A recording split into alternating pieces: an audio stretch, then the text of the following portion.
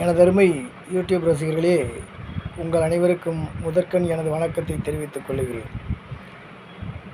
இன்றைய நாளுக்கான குரல் தற்போது கூறுகிறேன். மறவர்க்க மாசற்றார் கேண்மை, துறவர்க்க துன்பத்துள் துப்பாயார் நட்பு.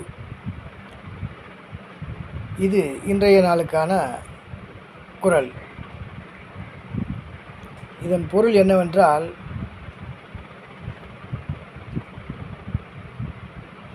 மாசு மறு இல்லாத ஒருவருடைய நட்பு இருக்கிறதே, அதனை எப்போதும் மறக்கக்கூடாது, வெறுக்கவும் கூடாது.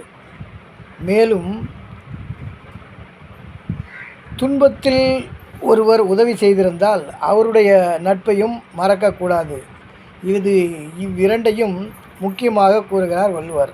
ஏனெனில், ஒரு துன்பத்தில் ஒருவன் உதவுகிறான் என்றால் அது மிகப்பெரிய காரியம்.